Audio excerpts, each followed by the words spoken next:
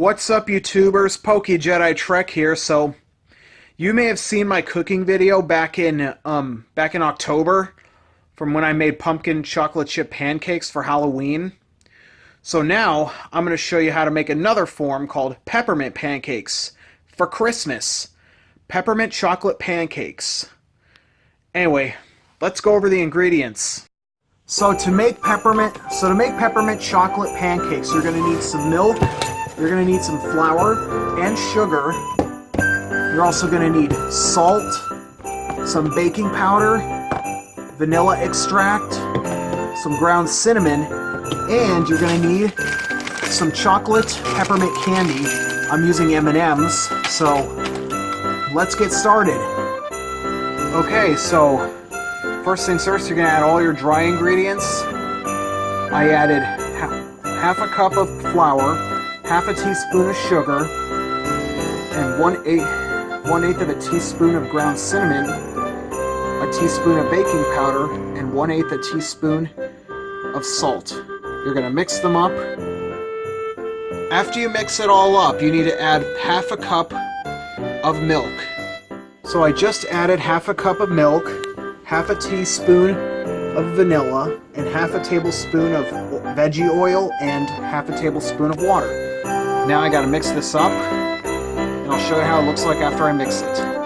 So this is how it should look like. Now I just gotta add some candy, and it should be set. So I just added the candy. Now you're gonna stir it up a little bit. Give it a little stir.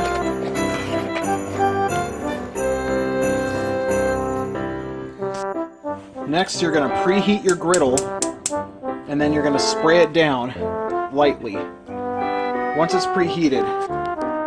Now that the griddle is preheated, you need to take some nonstick spray and spray down the whole pan.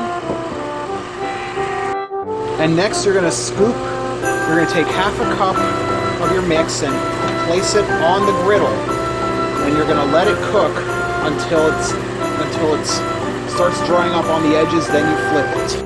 Alright, so here's a little tip when you're making pancakes, is to make sure your griddle is not too hot, because otherwise they'll cook faster and you're liable to burn them. So don't make your griddle too hot. Something I'm willing to admit is I'm not very good at flipping pancakes, because even if they're thoroughly browned and stuff, I get kind of clumsy from time to time. Alright, so the pancakes appear to be done. Let's take you over to the table where I'll sample them. Okay, so this is how your final product should look like, so let's do a taste test.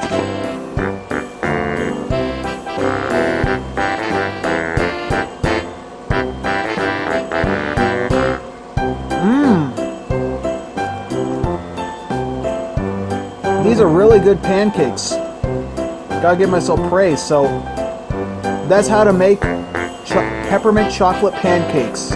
Thanks for tuning in. I hope to see you next time.